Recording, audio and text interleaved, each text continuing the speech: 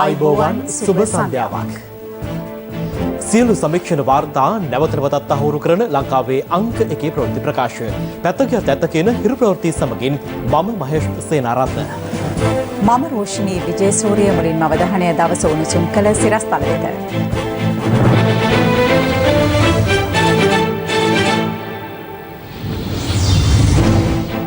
Covid මරණ 100 ඉක්මවයි.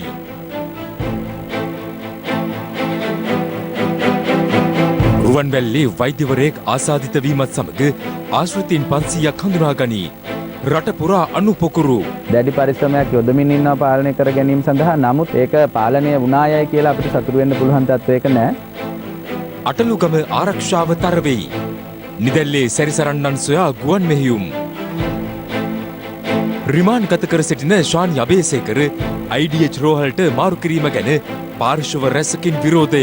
රැඳවියෝ ආසාදිතයෝ බන්ධනාගාර රෝහලේ මියයන් ඇරලා ශානි අබේසේකරලා වගේ බලය තියෙන උදවිය IDH වැනි රෝහල් වලට ස්ථාන මාරු කිරීම නැවත වතාවක් හිතන්න ඕන කාරණාවක්. වැලිකන්දේ දෙන බේත් හේත් සත්කාර හොඳ නැද්ද? එතකොට ඇයි මේ ශානි අබේසේකර විතරක් IDH මූලික රෝහලට ගෙන්නේ? රංජන් රාමනායකත් එක්ක කතා කරන හුරුතල් වෙන හඬපටේ දැක්කම තේරෙනවනේ ශානි අබේසේකර කියන්නේ මොකෙද්ද කියලා. එජාප ප්‍රතිසංවිධානය උණුසුම් වෙයි.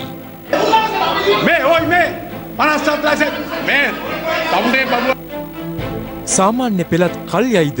ඒ ගැන තාම තීරණය කරන්න සතියක් තුළ අපි ඒ තීරණය ගැනීමට බලාපොරොත්තු වෙනවා.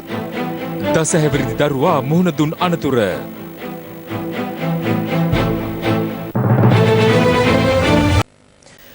COVID-19 ආසාදිත මරණ 8ක් වාර්තා වීමත් සමග මෙරට සමස්ත කොවිඩ් මරණ සංඛ්‍යාව 100 සීමාව ඉක්මවා ගියා. ඒ අනුව මෙරට සමස්ත කොවිඩ් මරණ සංඛ්‍යාව දැක්වෙන්නේ 107ක් ලෙසයි. දවසේ පුවත. අලුතින් වාර්තා වූ මරණ අතරට කාන්තාවන් සිව් දෙනෙකු සහ පිරිමි පුද්ගලයන් සිව් දෙනෙකු ඇතුළත්. ඔවුන් සියලු දෙනාම කොළඹ දිස්ත්‍රික්කයේ පදිංචිකරුවන් වීම විශේෂත්වයක්. මෙරට COVID-19 පළමු රැල්ලේ මාස 6ක කාලය තුළ කොවිඩ් මරණ වාර්තා වුණේ 13ක් පමණයි. කෙසේ වෙතත් COVID-19 දෙවන රැල්ලේ පළමු මරණය වාර්තා වූ ඔක්තෝබර් මාස 22 වෙනිදා සිට මේ දක්වා දින 37ක් තුළ මෙරටින් කොවිඩ් මරණ 94ක් වාර්තා වී තිබෙනවා. ඒ අතරින් 40 දෙනෙකුම වයස අවුරුදු 70 ඉක්ම වූ පුද්ගලයන් වන අතර අඩුම මරණ ප්‍රතිශතයක් වාර්තා වන්නේ වයස අවුරුදු 10ත් 30ත් අතර කාණ්ඩයෙන්. වයස අවුරුදු 60ත් 70ත් අතර කාණ්ඩයෙන් කොවිඩ් මරණ 20ක් වාර්තා වනවා. පළවෙනි රැල්ල ලෝකේ ක්‍රියාත්මක වෙන අවස්ථාවේදී අපි දැක්කා වැඩිහිටි ජනගහනය සහ බෝ නොවන රෝග තිබිච්ච ඒ අය තමයි වැඩි පිරිසක් ගොදුරු වුණේ. ඒතකොට නමුත් දැන් වෙනකොට යුරෝපයේ සහ ඇමරිකා එක්සත් ජනපදයේ මරණ විශ්ලේෂණය කරනකොට අපිට බැලූ බැලමට පේන්න තියෙනවා සාපේක්ෂව තරුණ ජනගහනය ඇතුලේ ළමා ජනගහනය ඇතුලේ යම් මරණ සංඛ්‍යාවක් සිද්ධ වෙමින් තියෙන ඒ රටවල්. ඒකට මේ රටාව ලෝකේ පුරා අධ්‍යයනය කිරීම හරි වැදගත් වෙනවා. අපේ වගේ රටකට ඉදිරියේදී මරණ සංඛ්‍යාව අඩු කරගන්න. මේ සිද්ධ වෙලා තියෙන මරණ 107න් 60කට වඩා සිද්ධ වෙලා තියෙන තාමත් අපේ රටේ ඇතුලේ අවුරුදු 60ට වඩා වැඩි ජනගහනය. අනිත් පැත්තෙන් හැබැයි කියනවා 60ට අඩු අය 140ක් මැරිලා තියෙනවා. මේ අතර දෙවන කොවිඩ් රැල්ලේ වැඩිම පිරිසක් ජීවිතක්ෂයට පත්ව ඇත්තේ රෝහල්ගත කිරීමට පෙර නිවසේදී වීමත් විශේෂත්වයක්. ඔවුන් ආසාදිතයන් බවට හඳුනා ගැනුනේ මියගිය පසුවයි. ඒ අතරින් බහුතරයක් මරණවලට හේතු වී ඇත්තේ හෘදයාබාධ තත්ත්වයයි.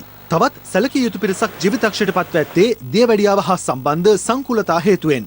අපිට ලැබිච්ච දත්ත විශ්ලේෂණය කරලා ගත්තාම අපිට පෙනිච්ච දේ තමයි සිද්ධ වෙච්ච මරණ වලින් 96.2%ක්ම දියවැඩියාව, අධික රුධිර පීඩනය, පිළිකා, ඒ වගේ රෝගات එක්ක යම් සම්බන්ධතාවයක් තියෙන පුද්ගලයන් තමයි වැඩි හරියක් මරණයටපත් උනේ කියන එක තමයි අපිට පැහැදිලි වුණේ. අනිත් පැත්තෙන් කියවෙනවා ඒ කියන්නේ 50%කට ආසන්න ප්‍රමාණයක් බෝනෝන් රෝග නැති අයත් අපේ රට ඇතුලේ මැරිලා තියෙනවා. ලංකාව ඇතුලේ අපිට පෙනෙන සතුරා කොවිඩ් වුණාට නොපෙනෙන සතුරා දියවැඩියාව ඇතුලේ බෝනෝන් රෝග විය හැකියි කියන එක.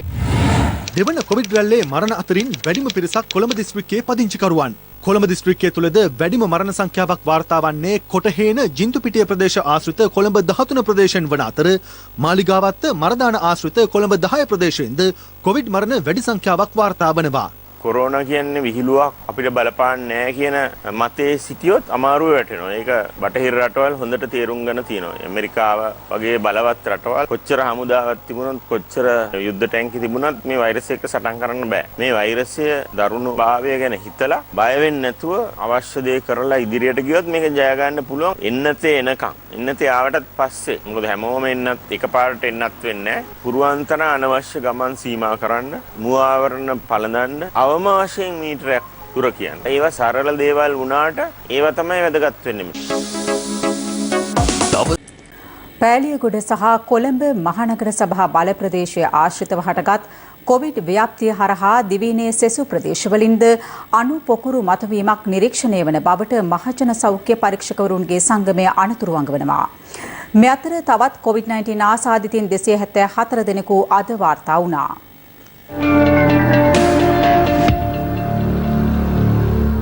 නව ආසාදිතින් 473 දෙනෙකු අලුතින් හඳුනා ගැනීමත් සමග මෙරට සමස්ත ආසාදිතින් සංඛ්‍යාව 22501ක් දක්වා ඉහළ ගියා. එක් පුද්ගලයෙකු ඕමානයේ සිට පැමිණි අයෙකු වන අතර අනෙක් සියලු දෙනා දේශීයව හඳුනාගත් අයයි. වැඩිම ආසාදිතින් පිරිසක් කොළඹ දිස්ත්‍රික්කයෙන් වාර්තා වන අතර එම ගණන 138ක්. ගම්පහින් 63ක් වාර්තා වන අතර ආසාදිතින් 35 දෙනෙකු රත්නපුර දිස්ත්‍රික්කයෙන් වාර්තා වීම විශේෂත්වයක්. රත්නපුර දිස්ත්‍රික්කයේ ආසාදිතින් වැඩි වශයෙන් වාර්තා වී ඇත්තේ ඇහැලියගොඩින්. ඒ ආසාදිතින් 19ක්. කුරුවිටින්ද ආසාදිතින් 10 දෙනෙකු වාර්තා වුණා. මේ අතර බණ්ඩාරගම අටුළුගම ඇතුළු හුදකලා කර ඇති ග්‍රාම සේවා වසම් 7හි ආරක්ෂාව තවදුරටත් තර කිරීමට පියවරගෙන තිබෙනවා. මේ මොහොතේ බණ්ඩාරගම තියෙන තත්ත්වය හරියට ග්‍රහණය කර ගන්න සමස්ත කළුතරයට මේක ව්‍යාප්ත වීමේ අවදානම නැති කරන්න අවශ්‍ය කරන ක්‍රියාමාර්ග ගන්න. ඒක විශේෂයෙන්ම යම් සෞඛ්‍ය බලධාරියෙක් PCR පරීක්ෂණයකට පෙනී සිටින ලෙස දැනුම් දුන්නොත් ඒක නිරෝධායන නියෝගයක්. එය මගහැරීම එක් පැත්තකින් ඔබට විරුද්ධව අපරාධ නීතිය යටතේ කටයුතු කිරීමට හේතුවක් වෙනවා. ඔබගේ නිවස එමන් නැත්නම් රැඳී සිටින ස්ථානය මුද්‍රා තැබීමට සිදු වෙනවා.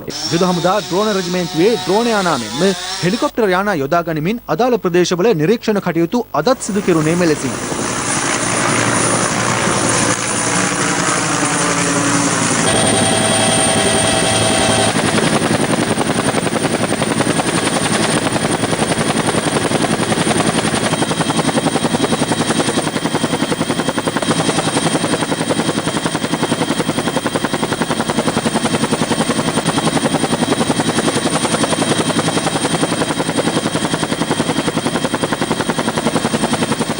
අදත් ශ්‍රී ලංකා ගුවන් හමුදාව සමග එකතු වෙලා උඩුගුවනේ ඉඳලා ප්‍රදේශ නිරීක්ෂණය කරන්න ලැබුවා. කිසිසේත් පිට යන්න බෑ. ගග ඔස්සේ ශ්‍රී ලංකා පොලිසිය යාත්‍රා යොදවලා තියෙනවා පොලිස් නිලධාරීන් සමග. ඒ වගේම අවුට් ප්‍රදේශයේ පොලිසිය සහ යුද හමුදාව ඒකාබද්ධව සංචාර කරනවා. සෞඛ්‍ය අංශ වලින් ඒ දැන්ට සොයාගත්තු ආසාදිතෝ ඇර ඔවුන්ගේ ආශ්‍රිතව සොයාගෙන නිරෝධායනට ලක් කිරීම ආරම්භ කරලා තියෙනවා. මේ අතර රුවන්වැල්ල අඟුරුවැල්ල ප්‍රදේශයේ පුද්ගලික වෛද්‍ය මධ්‍යස්ථානයක් පවත්වාගෙන ගිය වෛද්‍යවරයා සහ බිරිඳ කොවිඩ් ආසාදිත බවට තහවුරු වී ඇති අතර ඔහුගෙන් ප්‍රතිකාරගත් පිරිසට ප්‍රදේශයේ මහජන සෞඛ්‍ය පරීක්ෂකවරුන් මෙලෙස උපදෙස් ලබා දුන්නා.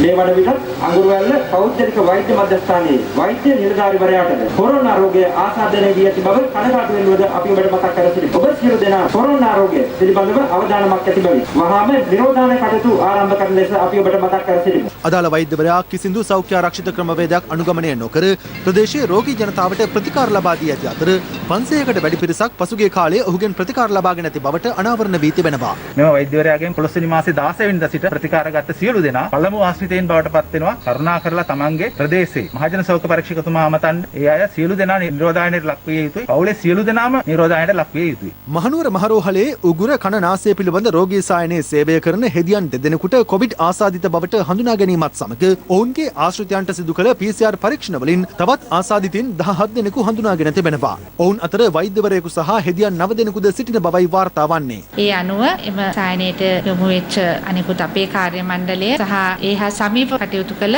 අනිකුත් කාර්ය මණ්ඩලය අද දිනේදී PCR පරීක්ෂණ සඳහා යොමු කරමින් පවතී. රෝහල ආරක්ෂිතයි. දැනට උගුරු කන නාසය පිළිබඳව සායනය වසා තිබෙනවා. ඒ වගේම උගුරු කන නාසය සම්බන්ධ ශල්‍ය වාට්ටුව අපි සඳුදා වෙනකන් රෝගීන් බාරගන්නේ නැහැ. රෝහල කිසිසේත් වහලා නැහැ.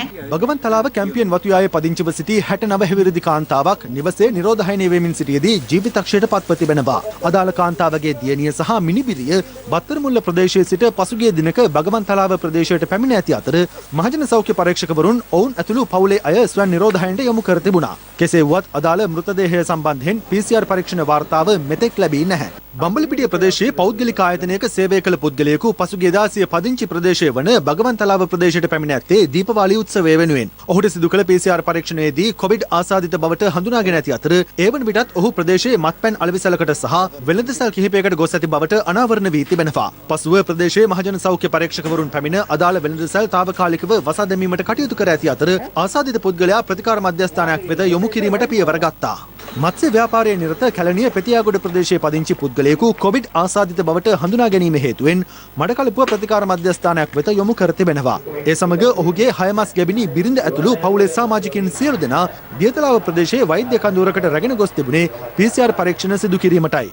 කෙසේ වුවත් ගමන් විඩාව ඇතුළු කරුණු කිහිපයක් හේතුවෙන් ඇයට සිය දරු ගැබ අහිමි වී ඇති අතර සිදු කළ PCR පරීක්ෂණ වලින් ඇය ආසාදිත නොමැති බවටද තහවුරු වී තිබෙනවා. මොන දේ කළත් ආයෙ එන්නේ නැහැ. ඉදිරියට වෙන්න තියෙන දේවල්වත් නවත්තන්න. උඹ අරන් යන්න එපා මිනිසුනි කරුනේ. බන්ධනාගාර වලින් තවත් ආසාදිත රැඳවියන් 87 දෙනෙකු අලුතින් වාර්තා වීමත් සමග කොවිඩ් ආසාදිත රැඳවියන් ගණන 908ක් දක්වා ඉහළ ගොස් තිබෙනවා.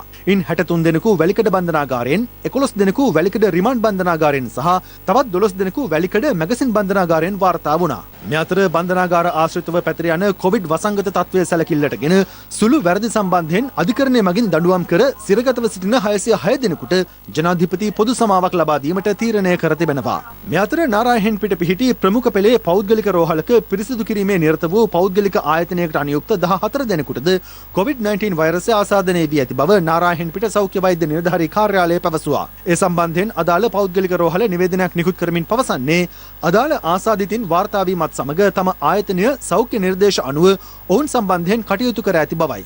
මේ අතර මහජන සෞඛ්‍ය පරීක්ෂකවරුන්ගේ සංගමේ සභාපති උපුල් රෝහණ මහතා පෙන්වා දෙන්නේ පෑලියගොඩ සහ කොළඹ මහනගර සභා බල ප්‍රදේශය ආශ්‍රිතව පවතින කොවිඩ් තත්ත්වය හරහා දිවයිනේ සෙසු ප්‍රදේශවලින්ද අනුපොකුරු මතුවීම නිරීක්ෂණය වන බවයි. කොළඹ මහනගර සභා සීමාව තවදුරටත් මහජන සෞඛ්‍ය පරීක්ෂකවරුන්ට පාලනය කළ හැකි මට්ටමින් ආසාදනය පවතින්නේ නැහැ. මේ වෙද්දී රෝගීන් විශාල වශයෙන් වාර්තා වෙනවා. වාර්තා වෙච්ච COVID-19 වසංගත තත්ත්වය දිවයිනේ බොහෝ ප්‍රදේශවලට ව්‍යාප්ත වෙලා මේ වෙද්දී ඇතැම් ප්‍රදේශවල අනුපොකුරු දක්වා වර්ධනය වෙමින් තියෙනවා. දැඩි පරිශ්‍රමයක් යොදමින් ඉන්නවා පාලනය කර ගැනීම සඳහා. නමුත් ඒක පාලනය වුණා කියලා අපිට සතුටු වෙන්න පුළුවන් තත්වයක නෑ. විශේෂයෙන් කොළඹ මහනගර සභා සීමාවේ වරාය ආශ්‍රිතව තවදුරටත් පාලනයකින් තොරව ආසාදිතයින් පැතිර යමින් තියෙනවා. ඒ වගේම වරාය ආශ්‍රිතව අනුගමනය කරන ක්‍රමවේදය පිළිබඳව බරපතල ගැටලු නිර්මාණලා තියෙනවා. කොවිඩ් ආසාදිතව පොළොන්නරුව ගල්ලෑල්ල රෝහලට යොමු කර සිටි අපරාධ පරීක්ෂණ දෙපාර්තමේන්තුවේ හිටපු අධ්‍යක්ෂ ශානි අබේසේකර ඊයේ රාත්‍රියේ IDH රෝහල වෙත මාරු කර එවා තිබුණා.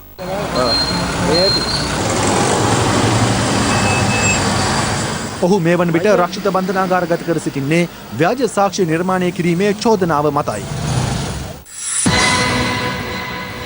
මේ අතර ව්‍යාජ සාක්ෂි නිර්මාණය කිරීමේ චෝදනා මත රක්ෂිත බන්ධනාගාරගත කර සිටින අපරාධ පරීක්ෂණ දෙපාර්තමේන්තුවේ හිටපු අධ්‍යක්ෂ ශානි අබේසේකරට විශේෂ සැලකිල්ලක් දක්වමින් ඔහුව IDH රෝහල වෙත මාරු කරවීම සම්බන්ධයෙන් මහා සංඝරත්නය ඇතුළු පාර්ශ්ව රැසකින් විරෝධය පළ වුණා. මිනිස්සුන්ට ලෙඩ වුණාට පස්සේ හිරකරුවෙක් වෙන්න පුළුවන් වෙන පුද්ගලයෙක් වෙන්න පුළුවන් ප්‍රතිකාර ලැබීම මානුෂීය සහ ඔහුගේ මූලික අයිතිවාසිකමක් ඒ පිළිබඳ අපිට විවාදයක් නැහැ. මේ රටේ නොයෙකුත් අපහසුකම් තියෙන නොයෙකුත් රෝගාබාධ තියෙන සිරකරුවන් මේ වෙන විට කොරෝනා හැදිලා නැද්ද?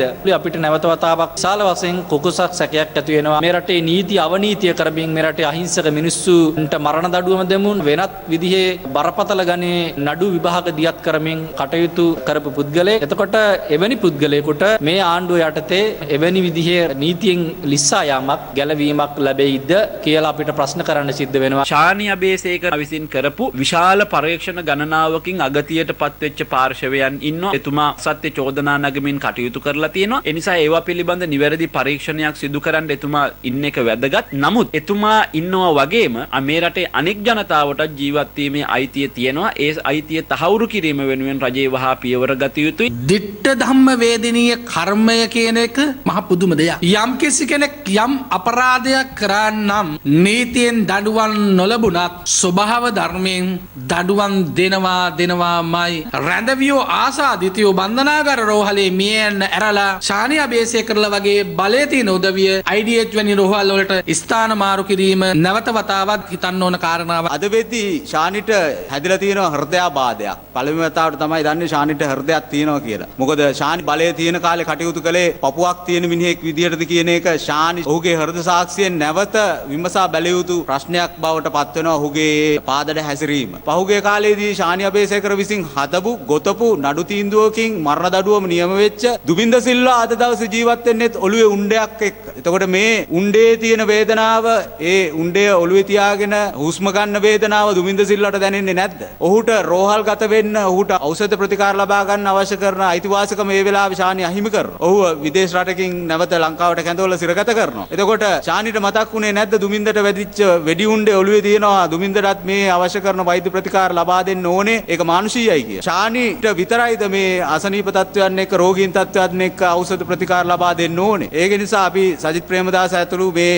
යහපාලන නඩේට මතක් කරන්න කැමතියි. ශානි සුදු චරිතයක් විදියට ඔබ තමුන්නාන්සේලා අපිට මවාපාන්න හැදුවට අපි දන්නවා ශානි කියන්නේ කොච්චර දූෂිත අවලං අවරගණේ නිලධාරියෙක්ද කියලා. අලුතෙන් වැඩ බාරගත් පොලිස්පතිවරයාගෙන් ඉල්ලා සිටිනවා කරුණා කරලා මේ පොලිස් දෙපාර්තමේන්තුවට මහා කළු පැල්ලමක් එකතු කරන ලද මේ දූෂිතම නිලධාරියට හැකි ඉක්මනින් සියලු චෝදනා ගොනු කරලා ඔහුට දිය යුතු උපරිම දඬුවම් දෙන්න අවශ්‍ය පියවර ගන්න කියලා. ඔහු නිසාද ජීවිත වෙලින් වන්දි ගෙවන සිරවත් කන බොහෝ දෙනෙක් ඉන්නවා. මම හිටපු ජනාධිපතිවරයාටත් ආරක්ෂක ලේකම්වරයාටත් ලිපි මගින් බාර දුන්න අධිකරණ පද්ධතියේ සිදු වුණ විශේෂයෙන්ම දුමින්ද සිල්වාගේ නඩු තීන්දුව ඒ ඇතුළු කොටගත් සිද්ධීන් සම්බන්ධයෙන් වහාම නිසි පියවර අරගෙන පරීක්ෂණ පවත්වලා යම් අයෙකුට අයුක්තියක් වුණා නම් ඒ අයුක්තිය අසාධාරණය නිවැරදි කරන්න අවශ්‍යයි කියන කාරණය. කොරෝනා වලට වඩා භයානක විස බීජයක් තමයි සානිය අබේසේකර. වැලි කන්දේ දෙන බෙහෙත් හේත් සත්කාර හොඳ නැද්ද? එතකොට ඇයි මේ සානිය අබේසේකර විතර IDH මූලික රෝල්ට ගෙන? සානිය අබේසේකර නිසා අද අපිට පේනවා සිර ගෙවල් වල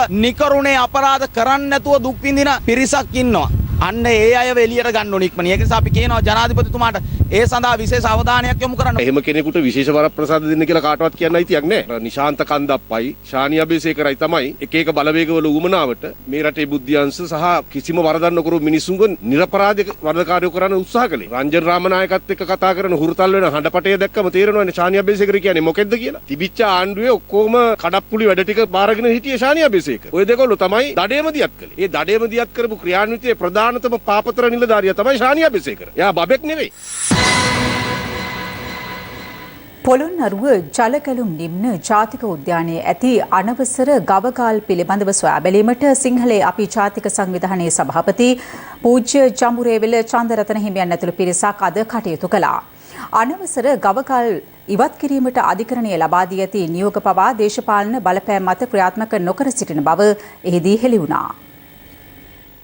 පොළොන්නරුව ජලගැලුම් නිම්න ජාතික වනෝද්‍යානයේ අනවසර වගාකරුවන් හා ගවගාල් පවත්වාගෙන යන්නන් වනාන්තරයට සිදු කරන හානිය පිළිබඳ හිරු CIA හරහා අප අවස්ථා කිහිපයකදී හෙළි කළා. ඔවුන් විසින් වනෝද්‍යානයේ ගිනි තබා තිබූ දැවැන්ත කුඹුග්ගස් නිවා දැමීමටද මෙලෙස කටයුතු කළ අපට පසුව දැකගත හැකි වූයේ එම කුඹුග්ගස් මුළුමනින්ම විනාශ කර ඇති අන්දමයි. ජලගැලුම් නිම්න ජාතික වනෝද්‍යානයේ එවන් තත්ත්වයක් පවතින පසුබිමක පසුගිය 25 වෙනිදා ජාතික වනෝද්‍යානය තුළ වගා කටයුතු කිරීම ගවයන්ට තෘණ ආහාර ගැනීම ඇතුළු ජනතා ඉල්ලීම් සොයා බැලීම සඳහා රාජ්‍ය මාත්‍ය විමලවීර දිසානායක මහතා අදාළ ප්‍රදේශයේ නිරීක්ෂණ චාරිකාවකට එක් වුණා. එහිදී ගොවීන්ගේ ඉල්ලීමට වනජීවී නිලධාරීන් එකඟ නොවීම හේතුවෙන් අමාත්‍යවරයා හා නිලධාරීන් අතර උණුසුම් තත්ත්වයක් හටගත්තා.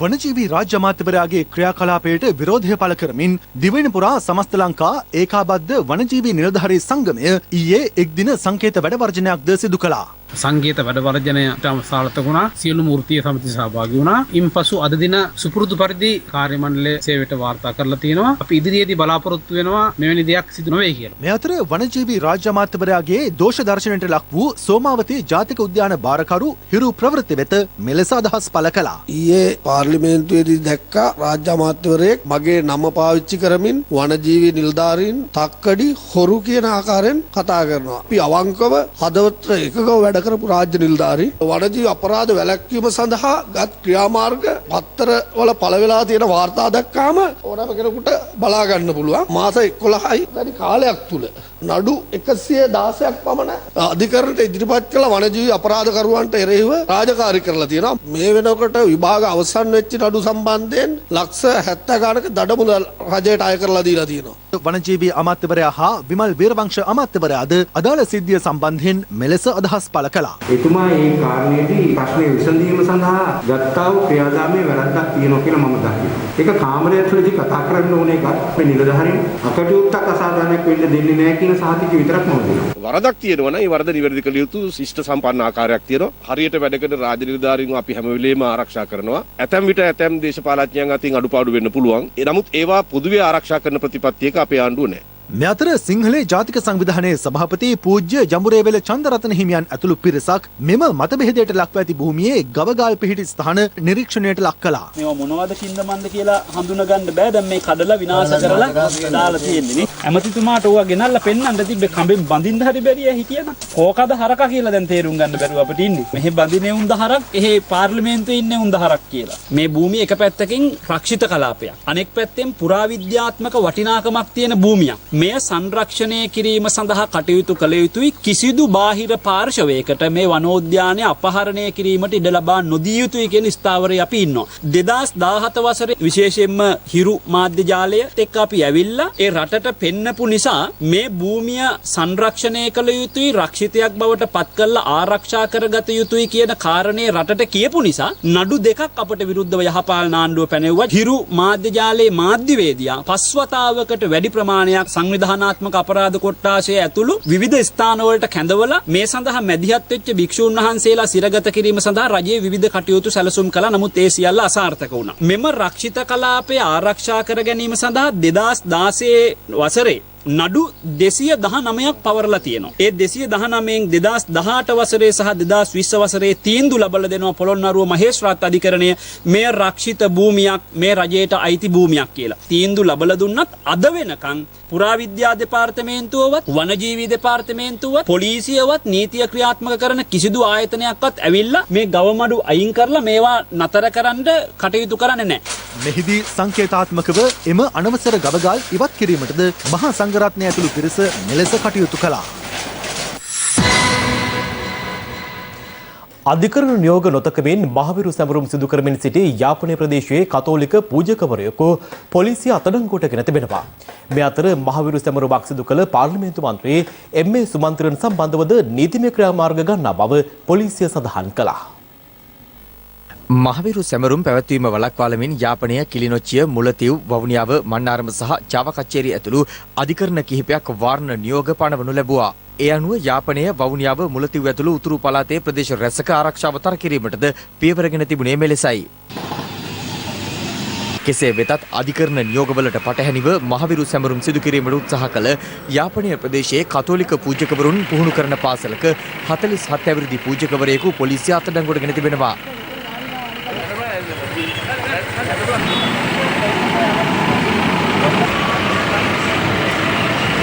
විශේෂයෙන්ම LTT නායක ප්‍රභාකරන්ගේ ඡායාරූප LTT ලාංඡනය සහිතව මෙහි ඉගෙන ගන්නා අනිකුත් පිරිසක් සම්බන්ධ කරගෙන මෙය පැවැත්වීමට එහි සිටි පූජකයෙක් කටයුතු කරමින් සිටින අවස්ථාවේදී ඔහුව යාපනයේ පොලිසිය මගින් අත්අඩංගුවට ගනු ලැබුවා. අධිකරණ නියෝග නොතකමින් LTT නායක වේලුපිල්ලේ ප්‍රභාකරන්ගේ වීරත්වය පිළිඹිවන ආකාරයේ තොරතුරු අන්තර්ජාලයේ ඔස්සේ හුවමාරු කළ එරාවුර් චෙන්කලඩි ප්‍රදේශයේ පුද්ගලයන් සිව් දෙනෙකුද පොලිසිය මීට පෙර අත්අඩංගුවට ගත් අතර හෙට අධිකරණයට ඉදිරිපත් කිරීමට නියමිතයි.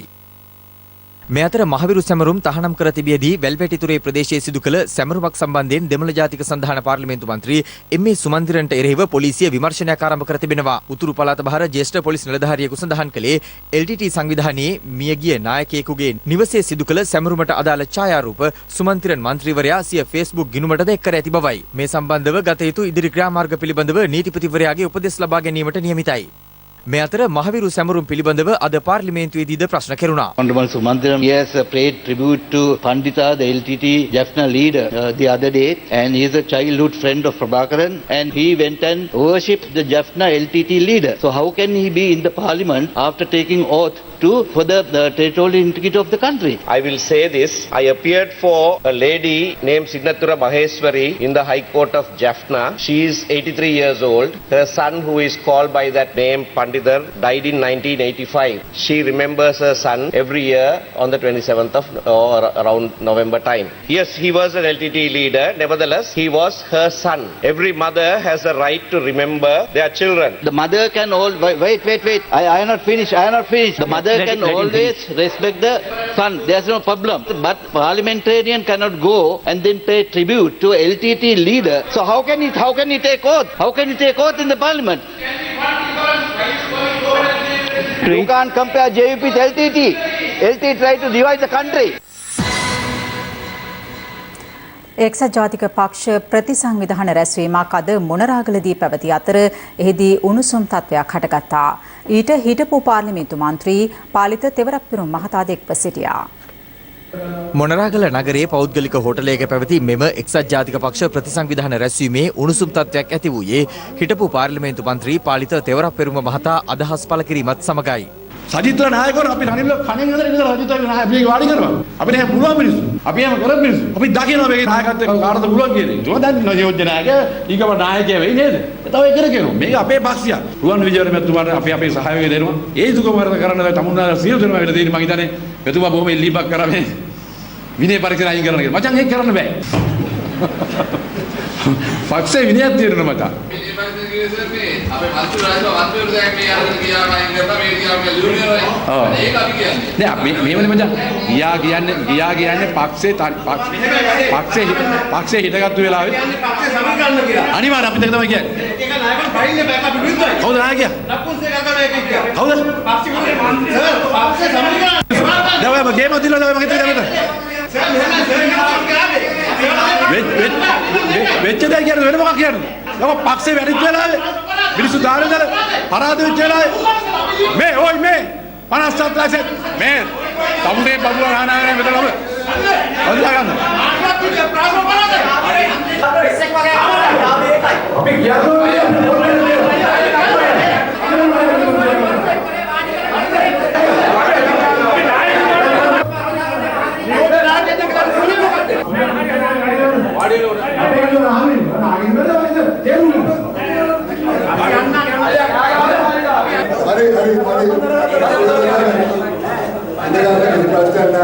කෙවුරුදනාගේ හදවතින් තමයි මෙතන කතා වෙන්නේ. මගේ අදහස් කරන්නේ මට තියෙනවා. සිද්ධාර්ථ සුබි. හැබැයි මේ බය වෙලා, බය වෙලා, ඇගිරිලා තමන් කියන ඉදාසල් ගාපින් ඉන්නේ කෙවුරුත් මේ අනේ කොහොමද යන්නේ. අනිත් පැත්තට තමයි තියෙන්නේ. රෝගයම කරන්නේ වාඩි ඉන්න කොට.